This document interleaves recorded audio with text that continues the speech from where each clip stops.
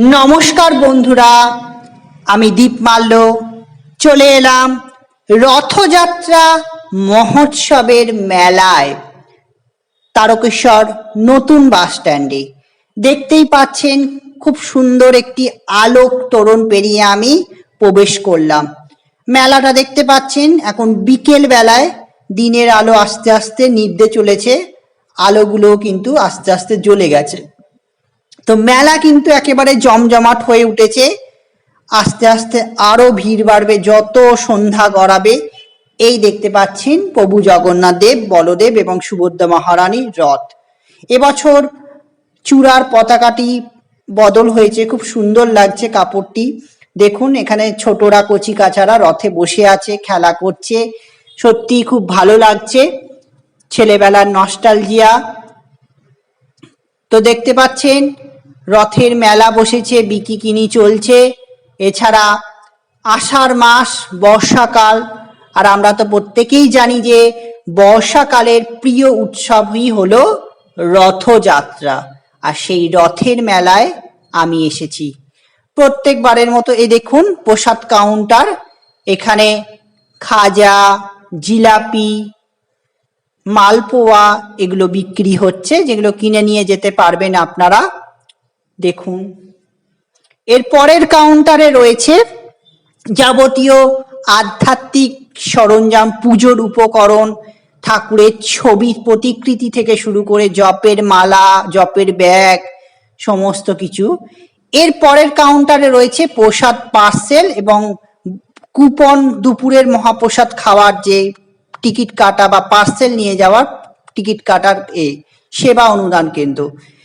এরপর আমি চলে এলাম, দেখুন এটা মূল ফটক, দেখুন কি সুন্দর পাখার আলোক পাখা, এটা হলো মূল ফটক, মূল আলোক ফটক, সেটা আমি দেখাচ্ছি। সেখানকার আলো কি সুন্দর দিয়েছে, দেখুন পাখাটা কি সুন্দরভাবে নড়ছে, খুব ভালো লাগছে এটা দেখতে। এটা আমি চন্দননগরে দেখেছিলাম জগদ্ধাত্রী পুজোয়, তো সেকেন্ড টাইম আমাদের তারকেশ্বরে দেখছি, খুব ভালো লাগছে।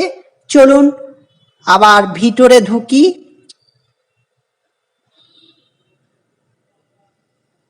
এইখানে দেখুন পাওয়া যাচ্ছে চাউমিন, চাউমিন রোল, সরি ভুল বললাম, সবটাই কিন্তু নিরামিষ।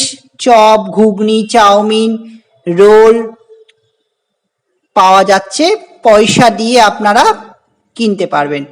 চলুন এবার আমি প্রবেশ করলাম মূল গর্ভগৃহের দিকে, অর্থাৎ নাট মন্দিরে, জগন্নাথ মন্দিরের মাসির বাড়ি যেটা মূল হয়েছে সেইখানে আমি উঠলাম। তো দেখতে পাচ্ছেন ভিড় হয়েছে, এই দেখুন আমি আস্তে আস্তে চলেছি। মহারাজ প্রভুপাদশীল যিনি মহারাজ, ইস্কনের প্রতিষ্ঠাতা, রূপকার, সেই প্রভুর কাছে আমি চলেছি। দেখুন আপনারা দেখতেই পাচ্ছেন প্রভুকে প্রণাম জানাই। খুব সুন্দর মূর্তিটি, যেন একেবারে প্রভু যেন বসে আছেন, প্রভু দেখছেন। চলুন এবার জগন্নাথ দেবের কাছে যাই, এখানে পুজোর সামগ্রী রয়েছে, আপনারা পুজো দিতে পারবেন। আস্তে আস্তে জগন্নাথ দেবকে আপনারা দর্শন করুন। দেখুন আপনারা সামনে এই ফোয়ারাটি আমার সবচেয়ে বেশি ভালো লেগেছে, খুব সুন্দর লেগেছে, এবারের একটি অন্যতম আকর্ষণ। আর পিছনে জায়েন্ট স্ক্রিনে দেখুন রথযাত্রার থেকে শুরু করে কৃষ্ণের জীবন কথা, জন্ম কথা, সমস্ত কিছু দেখানো হচ্ছে, খুব সুন্দর লাগছে। প্রভু বনমালী সাজে আবির্ভূতা হয়েছে, সকলকে দর্শন দিচ্ছেন, দেখতেই পাচ্ছেন, খুবই ভালো লাগছে। তো সত্যি ভালো লাগার বিষয় তো অবশ্যই। তো এবার দেখুন ঝাড়বাতি রয়েছে, ছোট্ট ঝাড়বাতি, খুব বড় আকারের নয়। তো আপনারা জগন্নাথ দেবকে দর্শন করুন।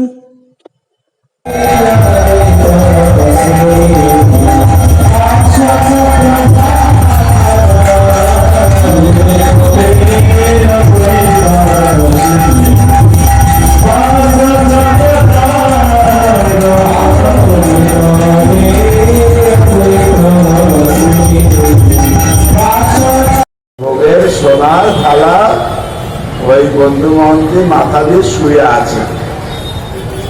আমাদের বলছে, ওঠো, এই থালা কোথায় পেয়েছ? বলছে, নিশ্চয়ই তোমরা জগন্নাথের ভোগ ঘরে গিয়ে চুরি করেছো। বলছে, না, আমরা চুরি করিনি,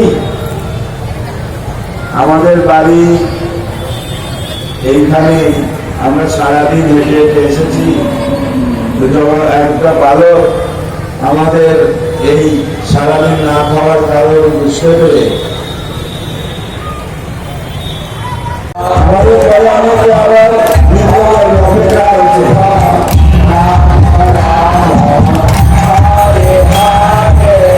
হরে কৃষ্ণ কৃষ্ণ কৃষ্ণ হরে হরে হরে রাম হরে। তো দেখতে পাচ্ছেন সাংস্কৃতিক অনুষ্ঠান চলছে আধ্যাত্মিক পাঠের পাশাপাশি। তার আগে বলে রাখি যে প্রত্যেক দিনের দুপুরের মহাপ্রসাদ পার্সেল নিলে 150 টাকা, আর বসে খেলে 50 টাকা। এছাড়াও পার্সেল আপনারা নিয়ে যেতে পারেন সন্ধেবেলায় খিচুড়ি পায়েস। এখন দেখতে পাচ্ছেন জগন্নাথ দেবের শয়ন আরতি। জগন্নাথ দেব তার দাদা এবং বোনকে নিয়ে নিদ্রা যাওয়ার আগে এইভাবেই শয়ন আরতি নেন। পুরীতে কিন্তু এইভাবেই প্রত্যেক দিন আরতি হয়ে থাকে। আর রথযাত্রা মহোৎসবের একটি অন্যতম বিষয় কিন্তু এই শয়ন আরতি, সেটা দেখার জন্য সকলেই ভিড় করে থাকেন। ভিডিওটি এখানেই শেষ করছি, দেখা হবে পরের ভিডিওতে।